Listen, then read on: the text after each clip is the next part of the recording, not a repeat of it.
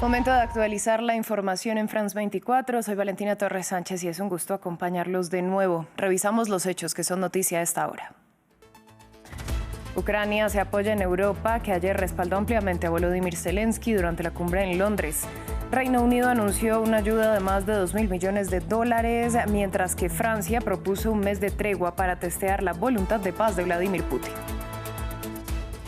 Continúa bloqueada la entrada de ayuda humanitaria a la Franja de Gaza, lo que aumenta la incertidumbre sobre el futuro de la tregua en el enclave palestino. Israel presiona por una extensión de la primera fase que finalizó el sábado. Esto mientras que al menos 2 palestinos murieron en un ataque israelí en Rafah. En Alemania, la policía confirmó que una persona murió y varias resultaron heridas en un atropello múltiple ocurrido en una zona peatonal de la ciudad de Mannheim. Autoridades indicaron que arrestaron a una persona sospechosa.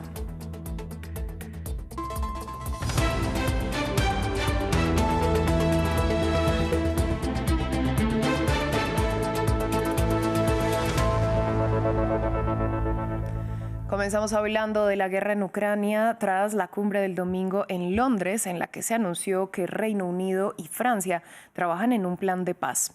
París pidió una tregua de un mes para evaluar la voluntad de paz de Vladimir Putin, al tiempo que Londres anunció una ayuda de más de 2.000 millones de dólares para apoyar a Kiev. Pese al amplio consenso en respaldo a Volodymyr Zelensky, las divisiones se hicieron evidentes respecto a una fuerza de paz en territorio ucraniano. El informe es de William Gasso. Una mayoría europea unida en torno a Zelensky, pero menos unánime sobre el envío de tropas de paz a Ucrania. La propuesta estuvo de nuevo sobre la mesa de los líderes europeos reunidos en Londres el domingo. El primero en proponer el envío de tropas europeas a Ucrania para proteger un eventual acuerdo de paz fue el primer ministro británico Keir Starmer. Europa debe desempeñar su papel y estoy dispuesto a considerar la posibilidad de enviar fuerzas británicas sobre el terreno junto a otras si hay un acuerdo de paz duradero.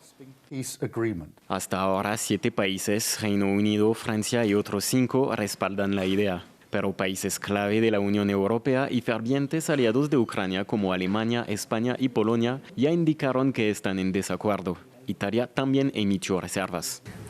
He expresado mis reservas al respecto del envío de tropas europeas a Ucrania. Estoy perpleja sobre el uso de tropas europeas, más allá del hecho de que la presencia de tropas italianas en Ucrania nunca ha estado en la agenda en este momento. Y otros más cercanos a Moscú, como la Hungría de Viktor Orbán, se oponen alegando que esta propuesta socava la posibilidad de pactar la paz. Los líderes europeos decidieron hoy en Londres que quieren continuar con la guerra en lugar de optar por la paz. Decidieron que Ucrania debe continuar la guerra. Esto es malo, peligroso y erróneo. Hungría sigue del lado de la paz. Por otra parte, vecinos cercanos a Rusia como los países bálticos no se han manifestado claramente en favor de una u otra posibilidad. Entre tanto, la presidenta de la Comisión Europea, Ursula von der Leyen, indicó que transmitirá el martes a los países miembros de la Unión Europea su plan de aumento del gasto militar, argumentando que una paz duradera solo se puede construir con fuerza.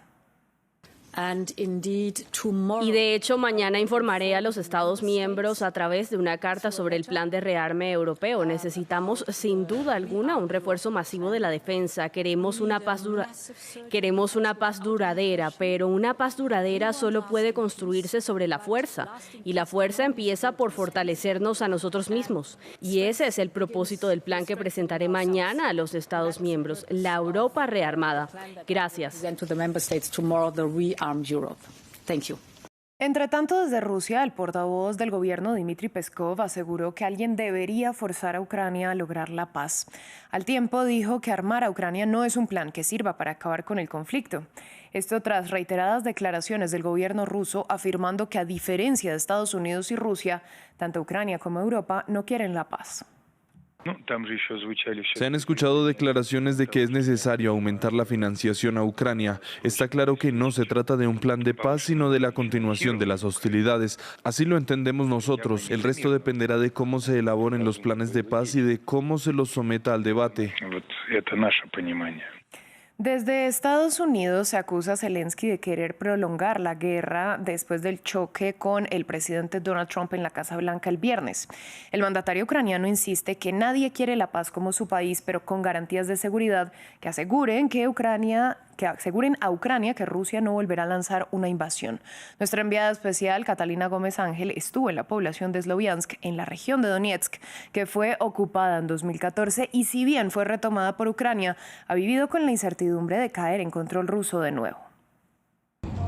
En el momento en que la atención de todos los ucranianos está en esas conversaciones que sostienen los líderes europeos, el presidente Volodymyr Zelensky, no solamente para ver cómo salvan esas relaciones con Estados Unidos que siguen siendo muy importantes para el apoyo de Ucrania, sino también cómo buscan tener un cese al fuego, pero especialmente cómo activar unas negociaciones que pongan fin a esta invasión, pero con una seguridad de que Rusia no va a invadir en el futuro. Y una de las ciudades que más ha sufrido de esas incertidumbres que crean esos ceses al fuego con la posibilidad de volver a invadir ha sido esta ciudad donde nos encontramos, Sloviansk, en la provincia de Donetsk, que tiene una larga historia desde esa primera invasión rusa en el 2014. Esta ciudad estuvo bajo ocupación, aquí se libraron duras batallas, luego volvió a quedar en el control de Ucrania y durante esos años de ese cese al fuego vivió muy cerca a esa línea de frente. La vida volvió de cierta manera a la normalidad, pero la inversión, las empresas o muchas familias ni siquiera volvieron, todo se vio afectado. Y el del 2022, cuando empieza la gran invasión, vuelve a quedar bastante en el centro de la guerra, si bien no fue invadida. Aquí las ciudades cercanas, especialmente la ciudad de Limán, muchas áreas estuvieron bajo ocupación. Esta ciudad era atacada permanentemente, los niños no podían ir al colegio porque eran bombardeados, no había electricidad, no había agua, no había gas, estuvo prácticamente abandonada hasta que volvieron a retroceder a las fuerzas de Moscú. Hoy se vive una cierta normalidad, aunque es atacada con mucha frecuencia, pero lo que nos dice la población es que no quieren volver a quedar con la línea de frente otra vez cerca, bajo un cese al fuego que no sea duradero, porque no quieren volver a seguir viviendo con esa incertidumbre que han vivido durante más de una década. Vamos a la Franja de Gaza, donde este lunes el ejército israelí mató a 2 palestinos en Rafah. Eso mientras continúa el bloqueo de Israel a la entrada de ayuda humanitaria. La suspensión inició el domingo y se produce en pleno mes del Ramadán. La medida llega cuando Israel presiona a Hamás para aceptar una extensión de la primera fase del alto el fuego. Por su parte, el grupo islamista palestino afirmó que el bloqueo de los suministros es una extorsión barata, un crimen de guerra y un ataque flagrante a la tregua que se alcanzó en enero. Los palestinos temen ahora una nueva hambruna en el enclave. Más detalles en el siguiente informe. Es una medida de Israel que los gazatíes han estado temiendo, un bloqueo total de todos los bienes y suministros en la Franja de Gaza, el paso fronterizo de Kerem Shalom por el que han entrado cientos de camiones de ayuda diariamente desde que comenzó el alto el fuego en enero, lucía desierto el domingo, y su cierre, aunque solo sea por un día, significa una subida vertiginosa de los precios de los alimentos. ¿De dónde vendrán nuestros alimentos? A través de los pasos fronterizos nuestra situación es tan mala que no podemos comer ni beber, si no es a través de la ayuda que nos llega por los cruces. El sufrimiento aumentará tras la decisión de la ocupación de cerrar los pasos fronterizos. Han estado intentando matarnos de hambre y tememos que la gente se muera de hambre debido a la falta de ayuda. Israel quiere presionar a Hamás para que acepte una nueva propuesta de alto al fuego, mientras que Hamás acusa a Israel de intentar descarrilar el frágil acuerdo vigente. En Jerusalén, estos residentes son partidarios de ejercer presión adicional sobre Hamás. El gobierno israelí debería haber interrumpido la ayuda humanitaria hace mucho tiempo, porque no es posible que nos limitemos a dar y no recibamos nada a cambio, pero para recuperar a los rehenes lo antes posible lo dejaría todo. La vida de las personas está por encima de todo. Creo que detener la ayuda humanitaria es una decisión inteligente, detener el apoyo, y tal vez por angustia esto hará que las cosas avancen para la liberación de más rehenes y finalmente poner fin a la guerra. La primera fase de cese al fuego, que incluye un aumento de ayuda humanitaria, expiró el sábado y las dos partes aún tienen que negociar una segunda fase. En medio de la ya tensa situación, este lunes una persona murió y otras 4 resultaron heridas en medio de un ataque en la ciudad israelí de Haifa. Según la policía, se trató de un atentado con arma blanca que ocurrió en la estación central de autobuses y el autor fue identificado como un druso israelí que regresó hace poco del extranjero. Las autoridades también informaron que el atacante murió en el lugar de los hechos. Vamos con una noticia en desarrollo. En Alemania se produjo un nuevo atropellamiento, esta vez en la ciudad de Mannheim, en la parte occidental del país. La policía indicó que al menos una persona murió y varias resultaron heridas. A la vez, las autoridades informaron que una persona sospechosa fue arrestada. Es el tercer atropellamiento en Alemania desde diciembre. La edición número 97 de los Oscar coronó a Anora como la gran ganadora con 5 de las 6 categorías en las que estaba nominada, entre ellas Mejor Película, Director y Actriz. Por su parte, Adrien Brody recibió el premio al Mejor Actor por su papel en The Brutalist. A su vez, una dupla de un palestino y un israelí consiguió la estatuilla del Mejor Documental para su obra sobre la ocupación israelí en Cisjordania. Ampliamos a continuación. Anora. El equipo de Anora sube con júbilo al escenario de los Oscar. El largometraje acaba de ser coronado Mejor Película. Quiero dar las gracias a la Academia por premiar una película verdaderamente independiente. Esta película se hizo con la sangre, el sudor y las lágrimas de increíbles artistas independientes. Larga vida al cine independiente. Sean Baker también ganó la estatuilla al Mejor Director. En total, Anora se llevó 5 premios. Este thriller sigue a Annie, una stripper neoyorquina que se casa con el hijo de un oligarca ruso. Annie está interpretada por Mikey Madison, que ganó el Oscar a la mejor actriz con solo 25 años.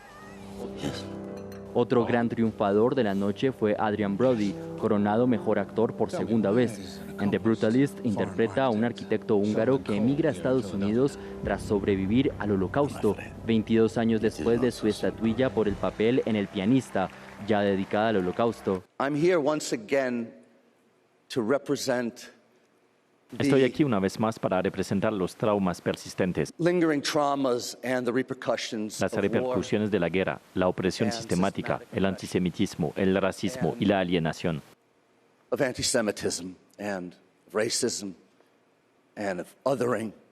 Luchas compartidas por los realizadores de No Other Land, producida por israelíes y palestinos. Esta película sobre la colonización de Cisjordania por el Estado de Israel ganó el Oscar al mejor documental.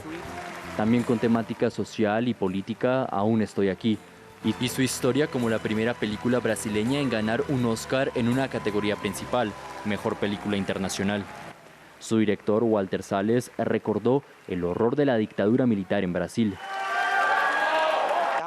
Decepción, sin embargo, para Emilia Pérez. La película del francés Jacques Audiard, 13 veces nominada, se llevó solo 2 premios, entre ellos el de Mejor Actriz de Reparto para Zoe Saldaña. Justamente los Oscar también fueron celebrados en Brasil con la cinta Aún estoy aquí, que se convirtió en la primera producción brasileña en ganar el premio de la Academia a la mejor película internacional. El filme del realizador Walter Salles cuenta la historia de una madre durante la dictadura militar. Desde Río de Janeiro, Valeria Sacone, corresponsal de France 24, nos amplió la información.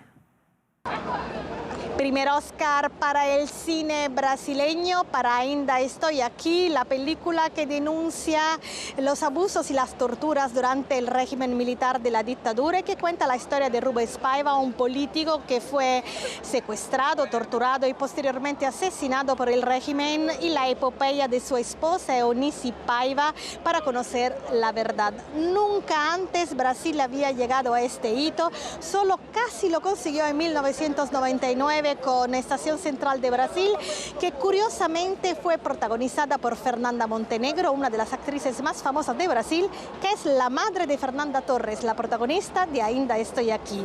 Y estamos en el medio del carnaval y entonces es alegría sobre alegría, porque los brasileños son unos hinchas natos y en las últimas semanas han protagonizado una verdadera fenómeno de apoyo a esta película. Además de tener más de 5 millones de telespectadores, hemos visto muchas personas en el carnaval, en los blocos, las comparsas callejeras, disfrazadas de Fernanda Torres o incluso disfrazados de Oscar. Y este premio, hay que decir que llega en un momento político muy peculiar, porque se espera el juicio contra el expresidente Jair Bolsonaro por un supuesto golpe de Estado. Bolsonaro siempre ha sido muy simpatizante de la dictadura, y en 2014, cuando la Cámara de los Diputados puso un busto para Rubens Paiva, a quien está dedicado la película, Bolsonaro simplemente escupió sobre esa estatua. Así llegamos al final de este informativo. A ustedes, gracias por su sintonía.